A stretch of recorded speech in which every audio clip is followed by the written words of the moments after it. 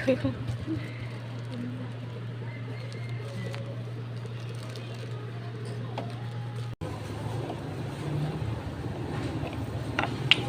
งไปพูดล่างเด้อเอากระทาลูกเล็กเด็ดบ้านไก่เนาะข้างมันยากเลยเห็ดเยอะมากพวกกระจุ่มใครสบายดีเมื่อทุกคนเด้อสบายดีตอนเที่ยงเนาะตอนนี้กาเที่ยงแล้วนะมื้อนี้นะสิเข้าไปในเมืองกับน้องเนาะสิเข้าไปเอาเครื่องน้ำน้องนะจะสิ้นนี่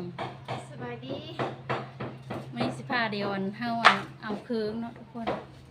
เพิ่นสั่งเครื่องออนไลน์นะก็เลยสิเข้าไปเป็นครูเพิ่นเนาะคึ้มฝนว่าสิไปแต่เช้าแล้วแต่ว่ามืดฝนนะก็เลยพังฟ้าพังฝนแต่ว่าตอนนี้กะลืมแดดเอาแล้วเนาะก็เลยพาเดียวสูตรเดียวไปบ้านตัวนี้กะบรรยากาศกะคึ้มฝนนะคึ้มฝนอยู่บ้านอยู่แต่บ้านก็เหงาได้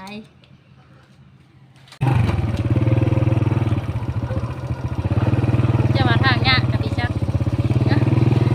คือนี่ก็ฝนตกเนี่ย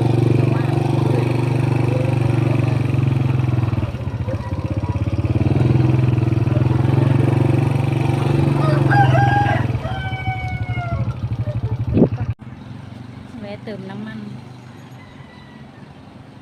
ลิตรเท่าไหร่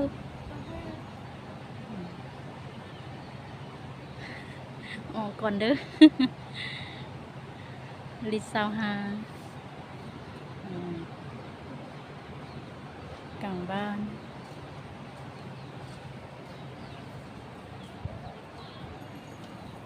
ในบ้านก็ช่วงนี้ก็ไม่ได้ค่อยได้มีเพื่อนเนาะเอาไปให้ไปหน้ามันนะ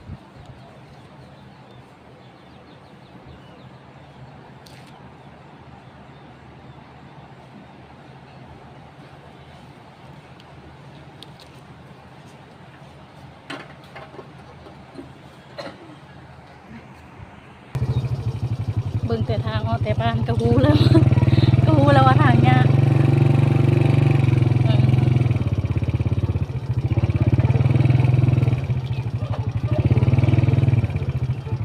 ตลาดตัวนี้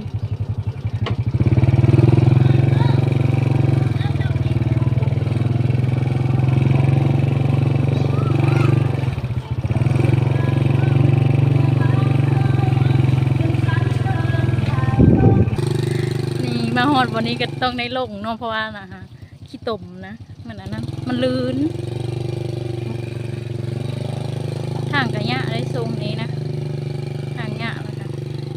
ฝนตกชื่อทางลื่น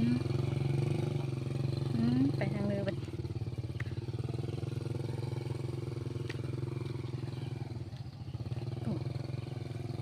แดดก็ออกละมื้อเช้านี่คืมฝนอยู่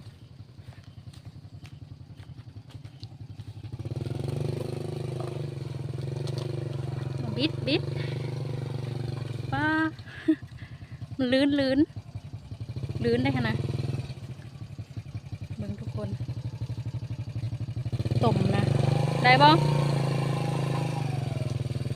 ฮะ โอ้ยมีไว้ได้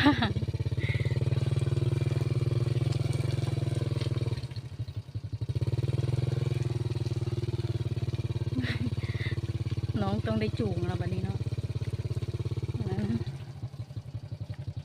มันพลาดพี่น้องเอ้ยมันเป็นขี้ต่มนั่นนะต่มเกินเนาะ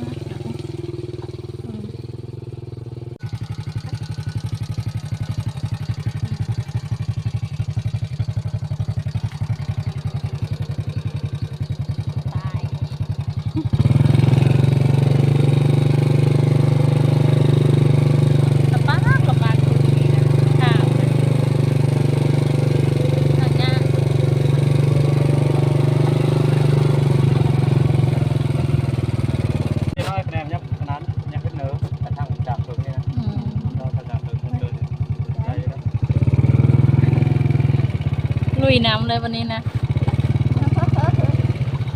จ้าเลี้ยงเลยจะเลิกดีอ่ะ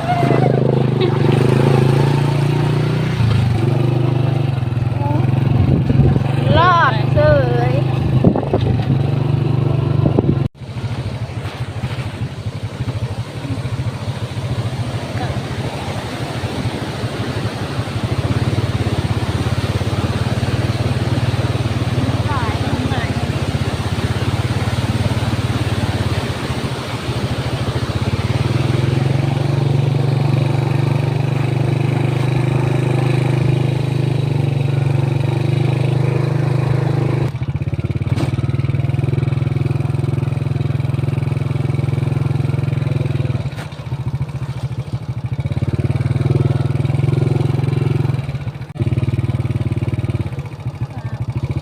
ลุยเลยลุยเลยลุยน้ำเลยโอ้โหพี่ตกพี่น้องเนาะ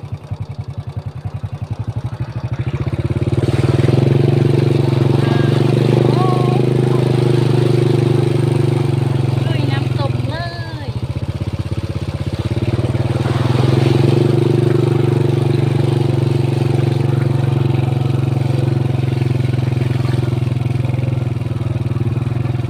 หมดบรรณาทางน้อยแล้ว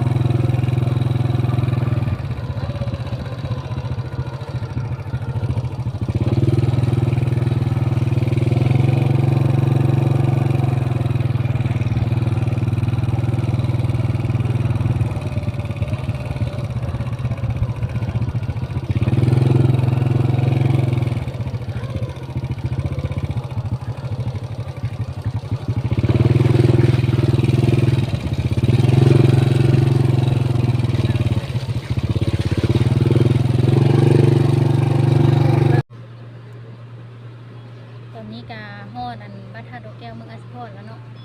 ถ้าน้องเอาเคืองนะตอนนี้นะกำลังหาเอาเคืองอยู่นี่เนาะอยู่ขนส่งอนุสิทธิ์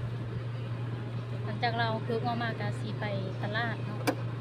จะเข้าไปตลาดแดดเลยว่าสิมาฮอดกาทางระยะพี่น้องเอ้ยทางโคตรยะเลยทางกิตก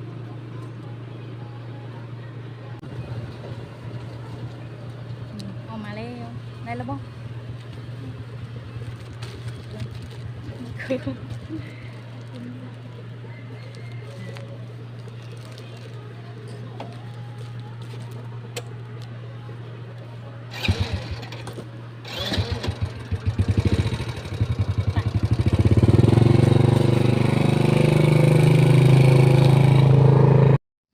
ตอนนี้ก็มาฮอนหานข้าวเปียกกับพาเดียวแวะกินข้าวเปียกก่อนสั่งเข้าไปตลาดเนาะ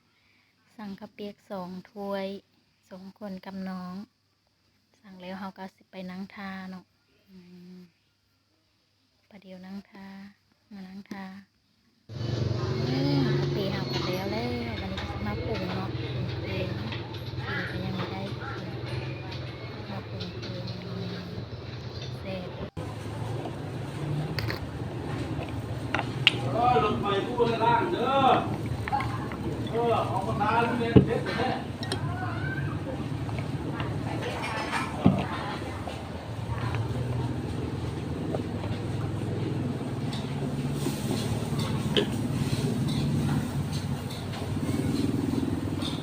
ดูก่อนเฮ้ยเฮ้ยพี่นะ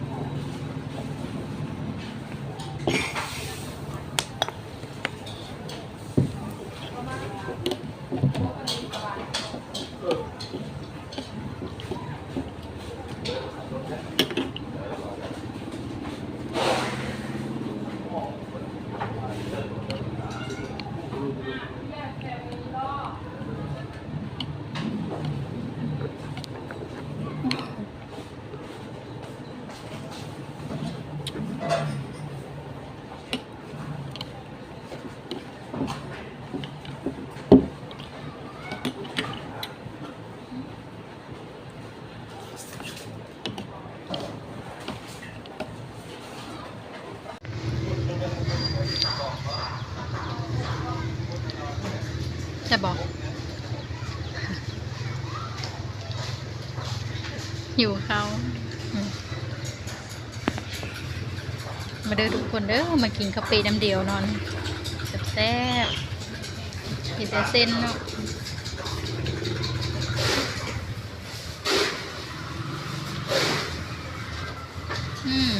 แบบ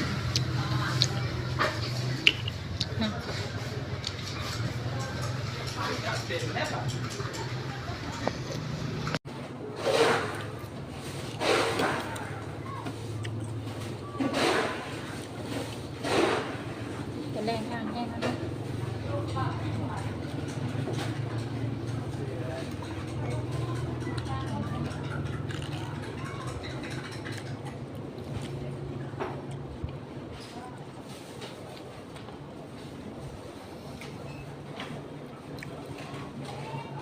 กินข้าวเปะแล้วซุ่มคอยกับสิเข้ามาตลาดเนาะเข้ามาซื้อเครื่องมาโอ้ยไข่มัน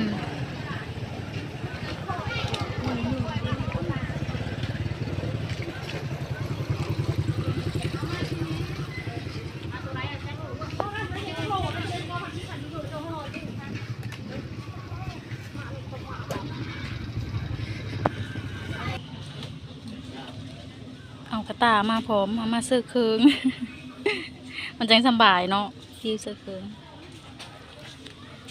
เข้าไปซื้อเครื่องมือซื้อตู้เย็นไว้เพราะว่าโดนได้เข้าเมืองเธอนึง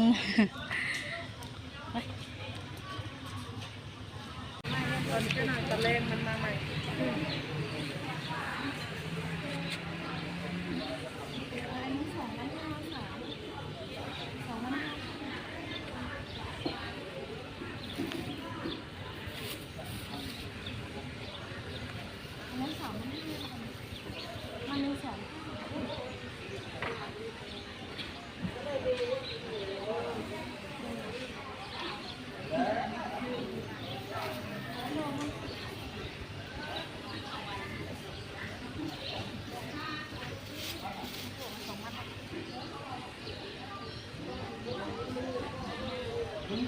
บ้านไก่เนาะ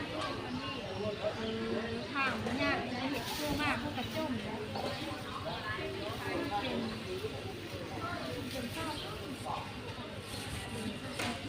มะเขือดิมะเขือ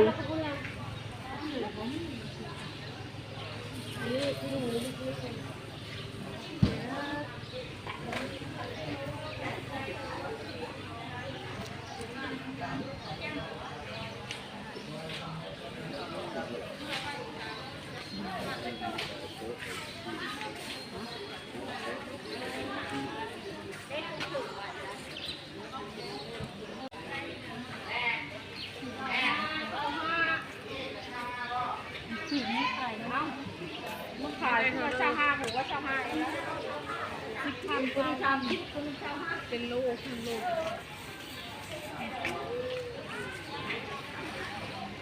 5ก็ได้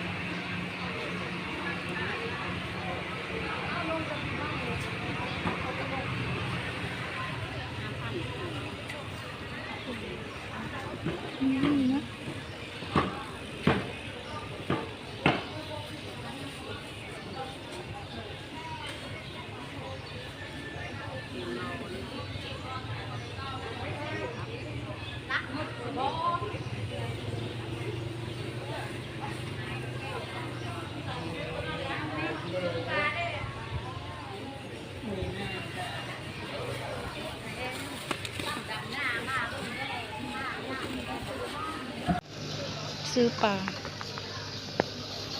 าดุกนี่โลเท่าเลิศปลาดุกนี่ค่ะ 40 เอาปลานิ่นเอาโลนึง เลย เอาโลนึ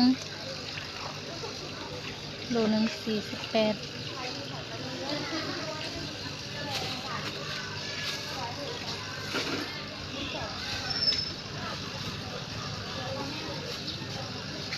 พอดีเลยบ่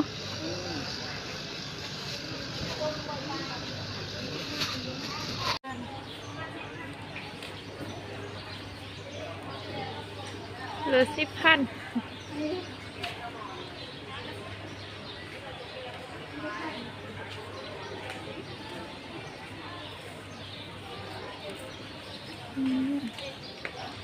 ก็จะมาซื้อคืนนี่เนาะ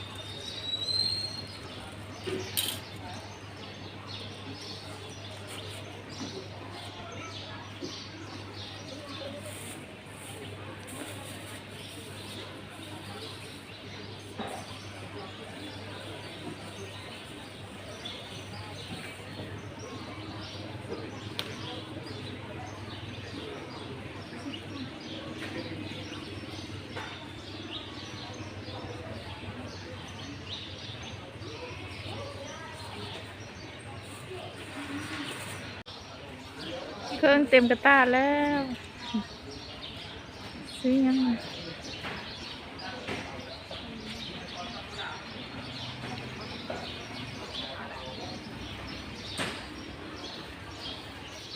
อันนี้คือร้านขายเสื้อผ้านะ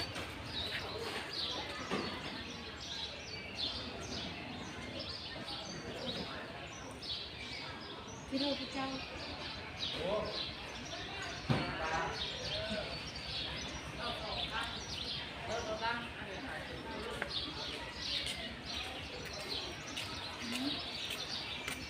ข้อสอง นี่คือเจ้าของร้านเนาะ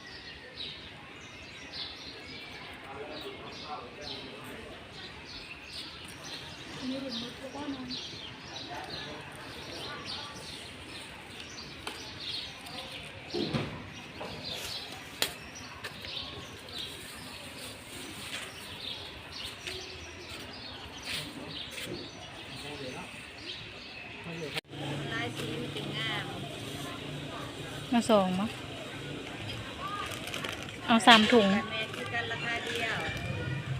อาชีพบัวเซนั้นเปลี่ยนอยู่ดีเป็น50อาชีพตก50ได้อยู่นั่งเอาลูก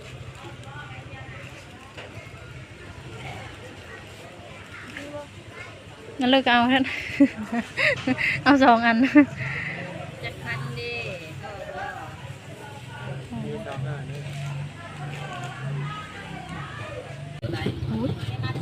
มาองุ่นเนาะองุ่น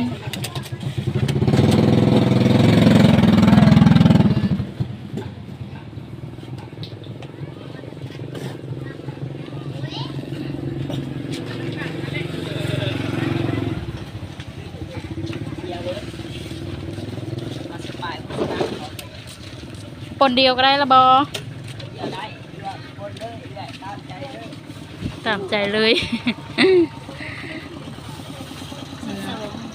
โล12 โลละ35ปนกัน ปนเดียวโลละ35 กระตุ้งเขาขึ้น18มาในลูก 2 โล70ไปนี่ก็อ้อมแล้วเนาะแต่ตลาดนะมาเบิ่งเคืองว่าสิได้เพื่อเลยวันนี้นะมึงมันงบเท่าเลย นี่ ได้เพื่อแน่ นี่แต่เครื่องปรุงจุ้งจิ้ง สลายชุมก็จะซื้อพักเนาะเน้นซื้อพักนะ มากินพัก ครับนี่ก็มดเกลือนี่ก็คือเนาะ มะเขือคือมาแต่เธอคือขาดไปได้เลยมะเขือนี่ ก็คือกับ กับมะเขือผักบงบ่ได้ซื้อค่ะมะทั่วกระสองผักอัน วันนี้ยังซื้อกระปุกนี้ กระหล่ำดิอู้ทางเนี้ยมันมีไว้ เบิ่งมันน่าอากาศมีอากาศ ตอนนี้กาซีเมอร์แล้วเนาะตอนนี้กาบ่ายแล้วมานี่กะกับเพื่อสีหอดกระทางเนี้ยเนาะพี่น้องมือนี้โอ้ยมือน้ำตาซื้อเก็บจะไปได้ซื้อลายเนาะว่าเนี้ยน้ำทางแน่นะวันนี้ก็สิได้มือแหละสำหรับคลิปนี้กะเป็นว่าสำนี้ก่อนเด้อฝากติดตามในเด้อเป็นแนวเลิกกะ